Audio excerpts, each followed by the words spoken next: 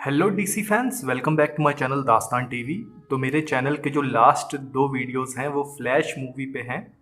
मैं सोच रहा था कि अब जो वीडियो अपलोड करूंगा वो किसी और टॉपिक पे अपलोड करूंगा, लेकिन फ्लैश मूवी से रिलेटेड एक बहुत इंटरेस्टिंग चीज़ मुझे नज़र आई इंटरनेट पर, तो मैंने सोचा आप लोग के साथ शेयर करूं। जैसा कि आप जानते हैं, फ्लैश मूवी की जो प्रोजेक्ट मेकिंग रही है उसमें काफ़ी ज़्यादा अप्स एंड डाउन्स रहे हैं। कई सारे राइटर आए, कई सारे राइटर गए, कई सारे डायरेक्टर आए, कई सारे डायरेक्टर गए। अब फाइनली हमें वो मूवी नेक्स्ट ईयर जाके दिख रही है। लेकिन इस मूवी के जो स्क्रीन राइटर्स हैं वो भी कई बार चेंज हुए थे। और फ्लैश मूवी की जो ओरिजिनल रिलीज जो थी, जो वार्नर ब्रदर्स का इनिशियल प्लान था, उस हिसाब से फ्लैश मूवी 2018 में रिलीज होने वाली थी। इस मूवी के जो फॉर्मर राइटर हैं, farmer screen writer Grand Morrison, जिन्होंने फ्लैश मूवी का पहला ड्राफ्ट यानी पहली जो स्क्रिप्ट लिखी थी, उन्होंने रिसेंटली ही एक मीडिया पोर्टल रोलिंग स्टोन को इंटरव्यू दिया और उन्होंने बहुत इंटरेस्टिंग चीज़ बताई। उन्होंने ये बताया कि फ्लैश मूवी की जो ओरिजिनल स्क्रिप्ट थी वो उन्होंने एजरा मिलर के साथ लिखी थी, यानी एजरा मिलर और ग्रैंट मॉरिसन ने साथ में मिल के ये स्क्रिप्ट लिखी थी। और दूसरी जो सबसे इंटरेस्टिंग चीज़ थी वो ये कि 2018 की जो फ्लैश मूवी थी वो मल्टीवर्स मूवी या टाइम ट्रेवल की मूवी नहीं थी, यानी वो केवल एक स्टैंड अलोन मूवी थी फ्लैश के कैरेक्टर की। अब जैसा कि आप जानते हैं, जिस वक्त ये स्क्रिप्ट इन्होंने लिखी थी, आई थिंक 2016 के एंड में या 2017 की स्टार्टिंग में ये स्क्रिप्ट फिनिश हुई होगी। उस वक्त बेन एफ्लिक हमारे बैटमैन थे। लेकिन हम जानते हैं कि अनफॉर्चुनेटली फिर बेन एफ्लिक की लाइफ में थोड़े इश्यूज आ गए थे, उनका डाइवोर्स हो गया था, प्लस उन्हें हेल्थ इश्यूज थे। तो उन्होंने जो बैटमैन के रोल से उन्होंने कहें तो रिज़ाइन कर दिया था कि वो बैटमैन का रोल प्ले नहीं करना चाहते।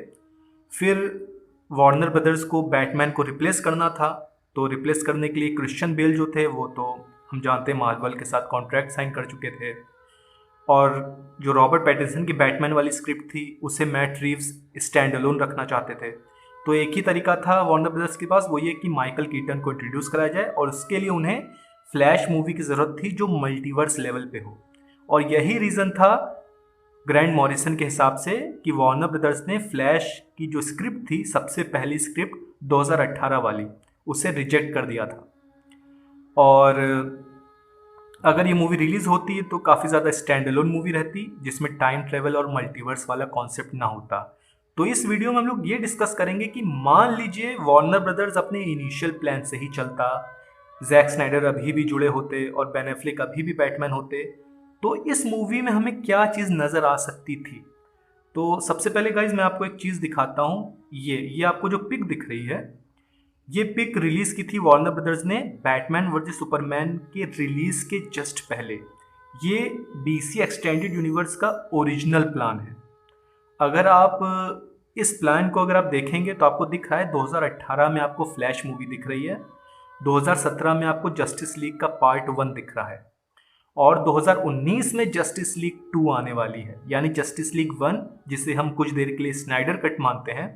तो इसमें फ्लैश को पूरा पोटेंशियल शायद पता चल जाता है अपना कि वो बहुत कुछ कर सकता है, यानी टाइम में आगे पीछे भी जा सकता है। तो 2018 की जो स्टैंड अलोन फ्लैश मूवी होने वाली थी, तो आई थिंक इसमें फ्लैश के सुपर विलन्स द रोग्स को इंट्रोड्यूस किया जाता मेरे ख्याल से। आपको पता ही है फ्लैश के जो विलन है, कैप्टन कोल्ड है, मिरर मास्टर है, शायद उन्हें इंट्रोड्यूस कराया जाता फ्लैश मूवी में। अब ऐसा मैं क्यों कह रहा हूँ, क्योंकि अगर आप इस पिक को ध्यान से देखें तो 2019 में हमें जस्टिस लीग का सेकंड पार्ट दिख रहा है और जैक स्नाइडर के जो ओरिजिनल स्टोरी बोर्ड्स थे जस्टिस लीग 2 मूवी के, जो मैंने आपको एक्सप्लेन भी किए थे, उसमें हमने ये देखा था कि लेक्स लुथॉर जो होता है वो जितने भी सुपर विलन्स होते हैं उनकी टीम को इकट्ठा करके एक इनजस्टिस लीग बनाता है और उसी दौरान वो फ्लैश के विलन कैप्टन कोल्ड को भी हायर करता है। तो ये कैप्टन कोल्ड कहाँ से आ जाएगा जस्टिस लीग 2 में, उसे आई थिंक इंट्रोड्यूस किया जाता है इस फ्लैश मूवी में जो 2018 की थी, जो ग्रैंट मॉरिसन की स्क्रिप्ट जो कैंसिल हो गई थी। और फिर इसी कैप्टन कोल्ड को इस्तेमाल किया जाता है जस्टिस लीग 2 में। और ध्यान देने वाली बात क्या है गाइस, 2018 में अगर आप देखें तो एक डीसी की अनटाइटल्ड मूवी भी लिखी हुई है। आप देख सकते हैं ना कि डीसी की एक अनटाइटल्ड मूवी है। ये कौन सी अनटाइटल्ड मूवी है? तो आई थिंक ये बेन एफ्लिक की बैटमैन मूवी ही होने वाली थी, क्योंकि जो रिपोर्ट्स हमको स्क्रिप्ट के बारे में मिली हैं वो ये थी कि ये जो मूवी थी ये डीसी एक्सटेंडेड यूनिवर्स से बहुत ज़्यादा कनेक्टेड होने वाली थी, बेन एफ्लिक की बैटमैन मूवी। और बैटमैन के सुपर विलन्स के साथ साथ हमें अदर सुपर हीरोज के भी सुपर विलन्स नज़र आने वाले थे। तो मे बी फ्लैश की जो रोग गैलरी इंट्रोड्यूस की जाती, शायद वो भी हमको द बैटमैन मूवी में नज़र आती। और गाइज इससे एक और इंटरेस्टिंग चीज़ हमको पता चल रही है। आपको याद होगा जैक स्नाइडर के स्टोरी बोर्ड्स के हिसाब से जस्टिस लीग 3 के इवेंट्स के दौरान जब फ्लैश टाइम ट्रैवल करता है तो स्पीड फोर्स और मदर बॉक्स की जो कंबाइंड एनर्जी होती है उसकी वजह से वो 10 से 15 सेकंड बाद ही मर जाता है। तो वो मर क्यों गया? क्योंकि वो तो टाइम ट्रैवल कर सकता है ना फ्लैश, फिर वो 10 से 15 सेकंड में क्यों मर गया? कंबाइंड एनर्जी की वजह से। तो शायद उसका रीज़न यही हो सकता है कि फ्लैश फर्स्ट टाइम एवर इतना बड़ा जंप लगाता है टाइम में। स्नाइडर कट में भी उसने कुछ ही मिनट्स पहले ही उसने टाइम को रिवर्स किया होता है। प्लस फ्लैश मूवी कोई मल्टीवर्स लेवल या कोई टाइमलाइन वाली मूवी नहीं होने वाली थी। तो जस्टिस लीग 3 के इवेंट्स के दौरान फर्स्ट टाइम वो इतना बड़ा जंप लगाता है पास्ट में, और शायद यही रीज़न था कि नाइटमेयर सूट होने के बावजूद वो टाइम ट्रैवल के दौरान मारा जाता है। तो आई थिंक ये बहुत इंटरेस्टिंग चीज़ अब कहें तो पीस बाय पीस हमें समझ में आ रही है। तो ओरिजिनल प्लान जो था वो तो बहुत ज़्यादा अच्छा होने वाला था। तो अगर ये ओरिजिनल प्लान मान लीजिए चलता तो यही होता कि जस्टिस लीग 1 के बाद हमको फ्लैश की स्टैंड अलोन मूवी मिलती, लेकिन फिर हम जानते हैं काफ़ी ज़्यादा अप्स एंड डाउन्स हुए डीसी एक्सटेंडेड यूनिवर्स में। बेन एफ्लिक का अनफॉर्चुनेटली हेल्थ इश्यूज़ और उनकी फैमिली के इश्यूज़ हुए।